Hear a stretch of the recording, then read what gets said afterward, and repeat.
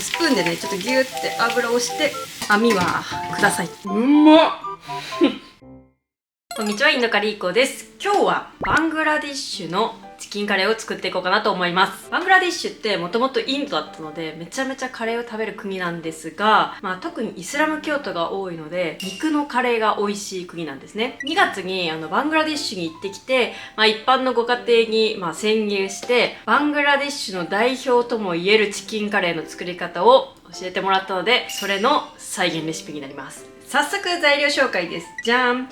結構ね、使う素材はシンプルです。玉ねぎ、にんにく、生姜と、鶏肉は、手羽元を使います。基本的に向こうはぶつ切り肉なんですけども、丸鶏のぶつ切り肉なんですけども、骨がついてた方が美味しいので手羽元ですね。あとは牛乳とヨーグルトですね。と、こちらはカシューナッツのパウダーになります。カシューナッツのパウダーは100円ショップとかでカシューナッツ売ってるので、それを砕いて粉末にして使っていただくでも OK です。ミキサーを持っている人はカシューナッツと牛乳を合わせてペーストみたいにしてナッツペーストを作っても OK です。材料はこれだけです。早速作っていきましょう。まず下準備は、切るものは玉ねぎだけですね。だいたい1個 250g ぐらいでした。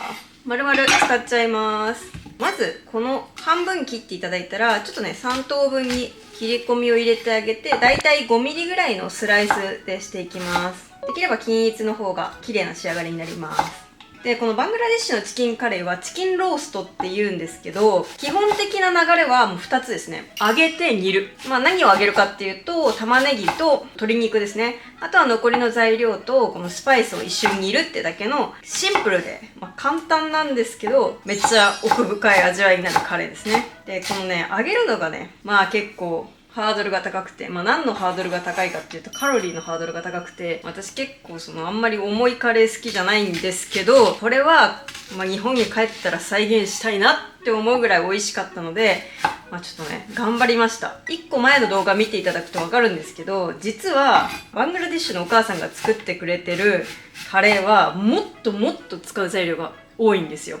例えばヨーグルトと牛乳まで私は絞り込みましたけど、ヨーグルトの他に練乳と、あとギリシャヨーグルトみたいに水切りヨーグルト、あとは、牛乳じゃなくてパウダーミルクですね。ちょっと濃いめに溶いた牛乳みたいなの使うんですけど、他にもポピーシードを加えたり、ポピーシードはカシューナッツで代用してるんですけど、あとケウラウォーターっていうね、香料みたいなやつを加えたり、いろいろ加えるわけなんですけども、削りに削って、でも味だってわかるような再現レシピですね。これ結構頑張ったレシピになります。で、玉ねぎと鶏肉を揚げていくわけなんですけど、玉ねぎの方は少ない油で揚げたいんですね。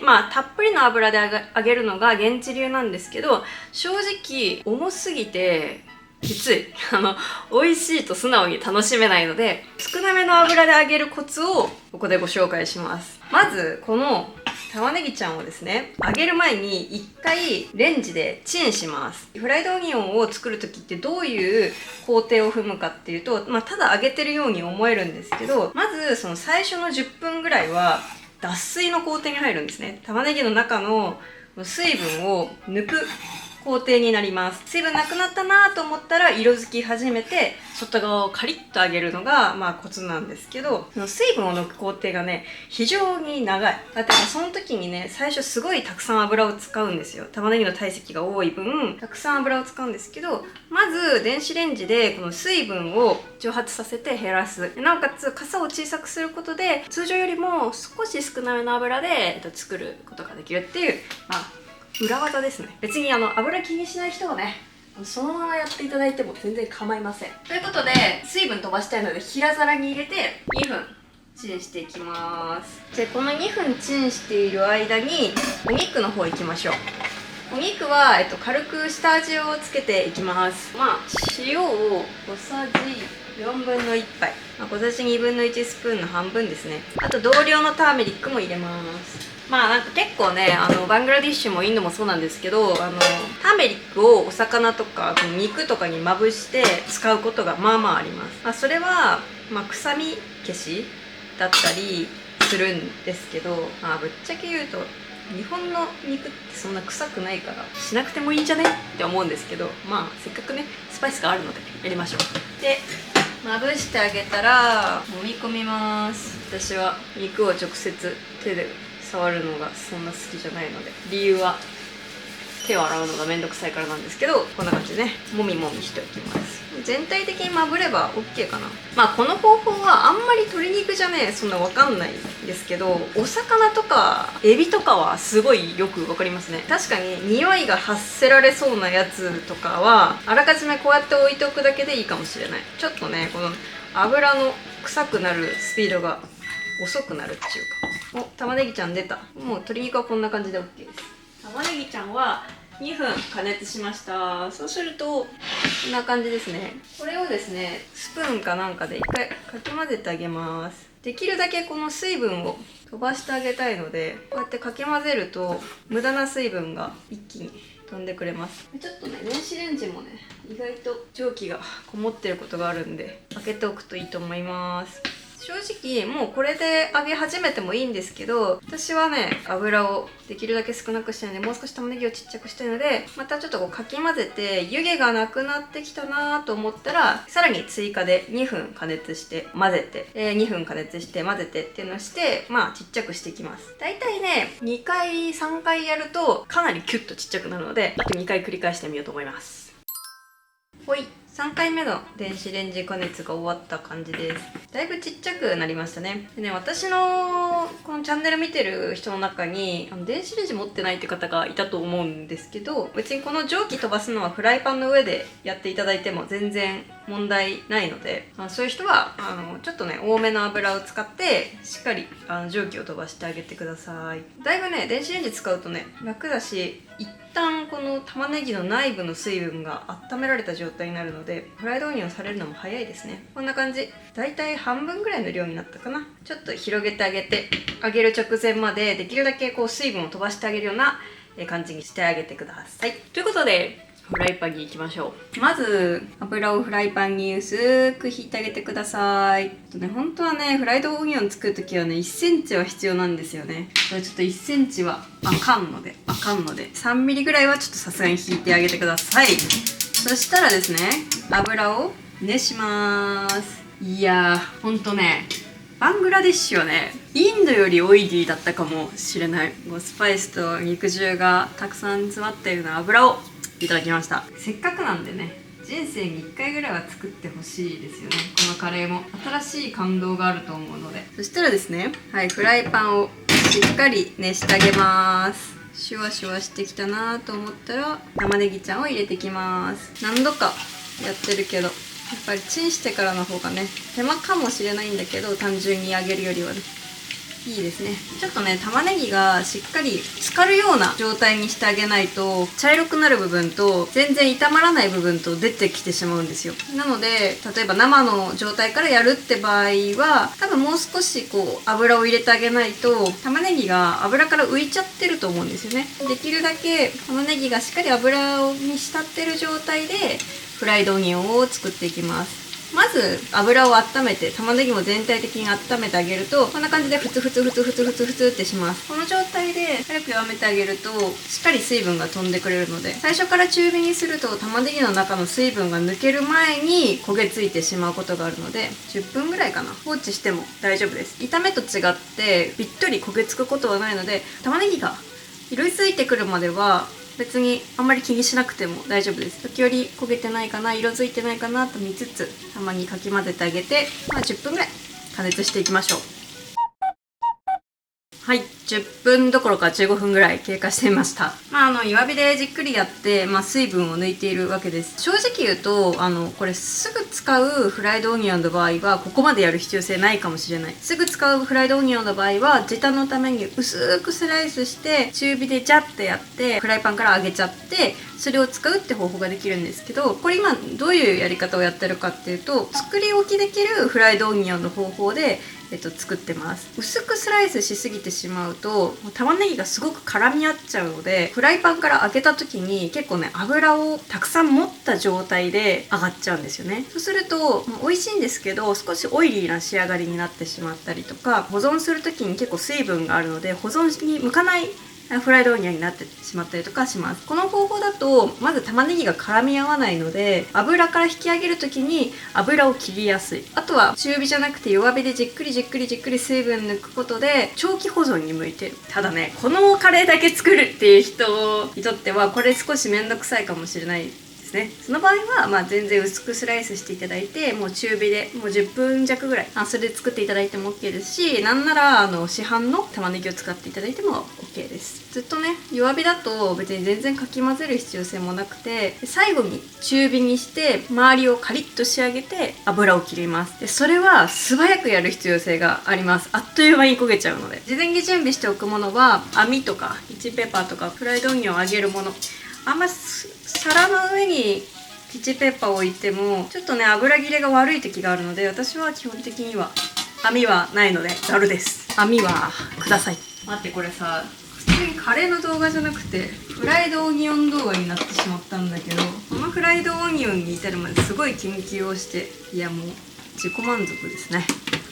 全体的に茶色い部分が半分ぐらいになったなと思ったら火力を上げます。こっからはねできるだけ素早くですね。これ失敗する可能性も全然私あります。中火にして1分ぐらいで一気に色づいてきます。弱火だとねどうしてもカリッと仕上がることはありません。中火強火でカリッと仕上がります。はい、じゃあ引き上げにかかります。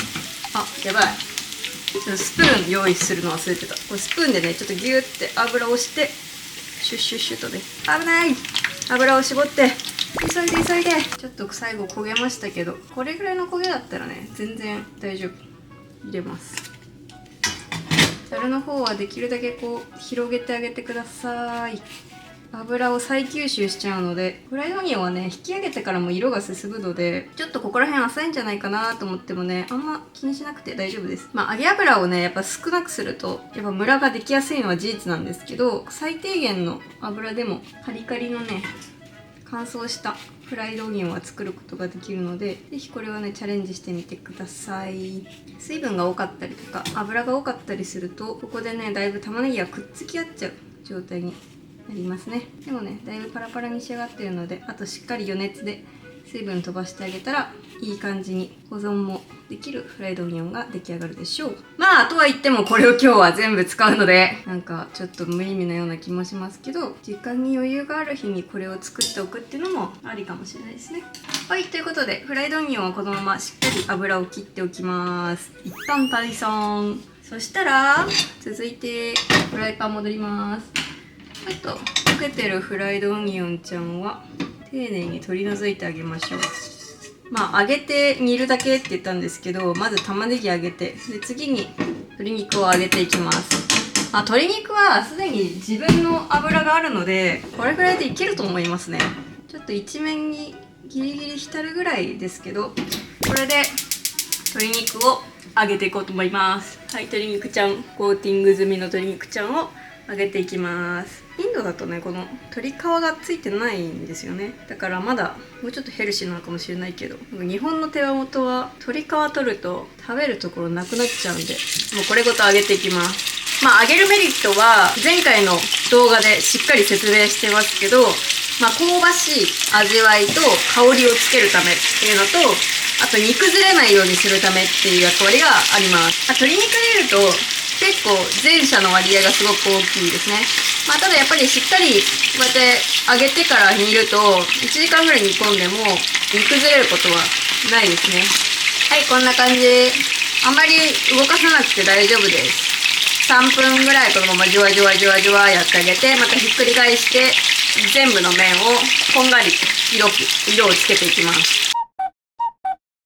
はい、ではひっくり返します。めっちゃね跳ねるからあんまり近づかない方がいいかもしれないです。いや最近さ菜箸を折ってしまって菜箸がないんですよね。やっぱ菜箸のありがたさは揚げ物をするとよくわかりますわ。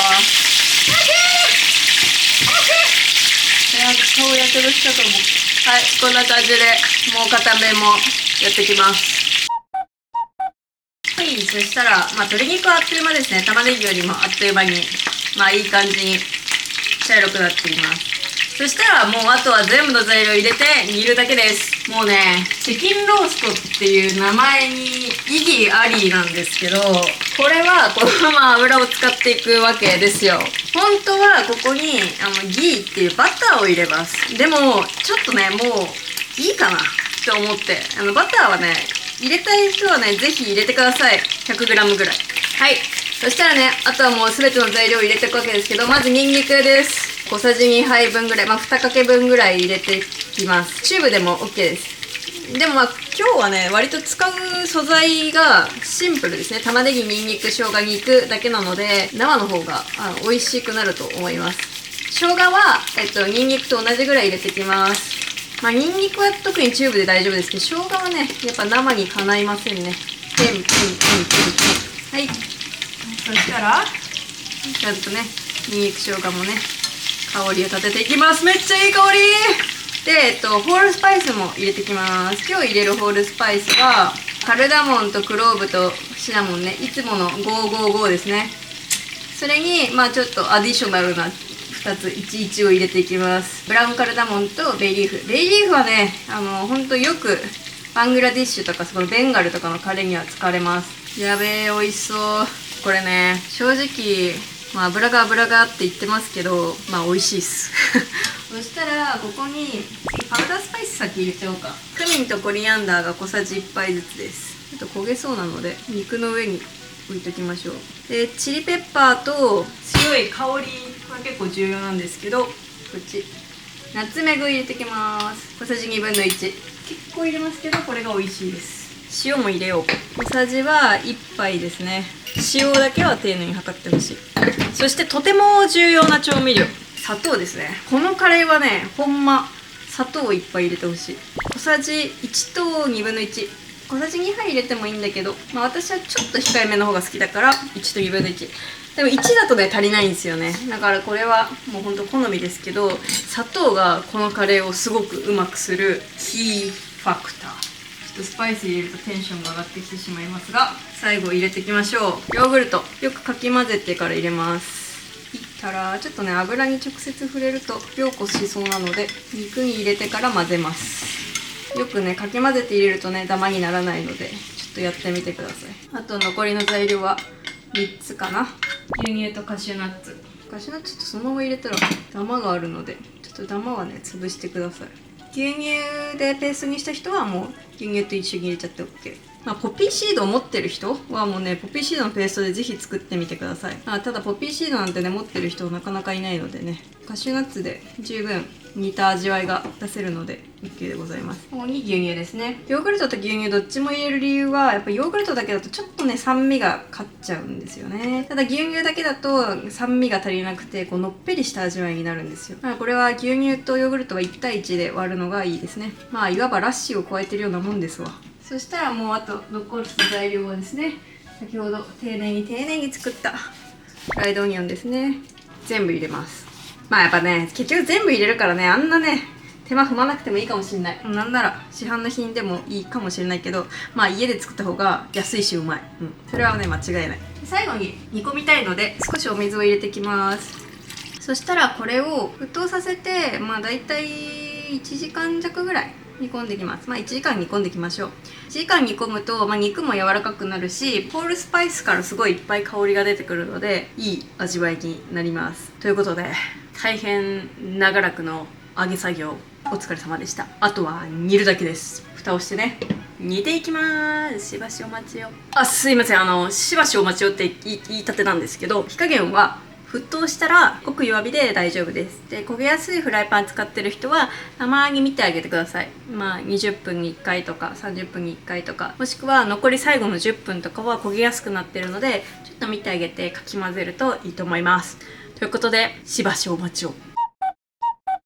はい、ということで1時間経ちました。見てみましょう。オープンザカリーパカッ。うわー、これだ。時々かき混ぜてはいましたけど、ちょっとね、やっぱカシューナッツが入ってる分ね、下が焦げやすいので、20分に1回ぐらいはね、かき混ぜてましたが、いい感じに出来上がりました。やばいね、このね、浮いたオイルがね、現地さながら。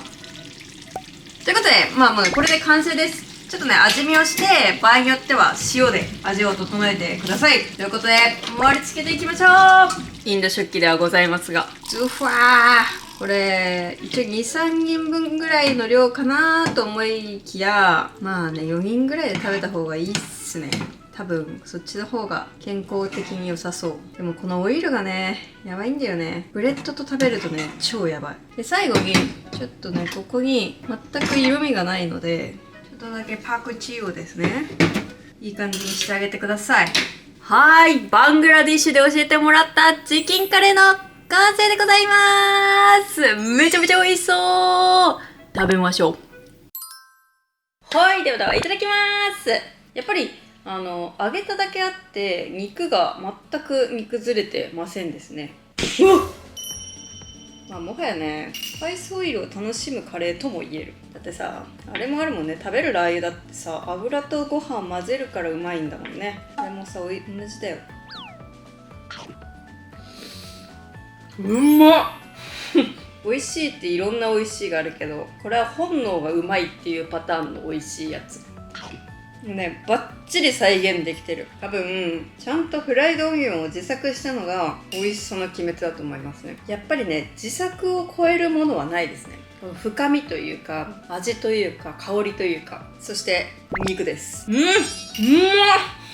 やばっ。周りを固めたから硬そうに見えるんだけど、もうしっかりホロホロですね。はい、ということで今日はバングラデシュで教えてもらったチキンカレーを再現したレシピということでご紹介しましたけども、めちゃめちゃ再現率が高く、研究したんで、再現度はすごく高く美味しくできたと思います。バングラデシュに行く人っていうのはインドに行く人よりも多分少ないと思うんですよ。だからバングラデシュのカレーってインドカレーとどう違うのかなって思う人はぜひ作ってみてください。なるほどっていう発見があると思います。ということでぜひ作ってみたいなと思う人はコメント残してください。高評価とチャンネル登録もお願いします。次はまたインドに行ってきます。ちょっとね旅動画が多すぎて申し訳ないんですけども、今絶賛研究中なので。ということでまた次の動画もお楽しみに。またね。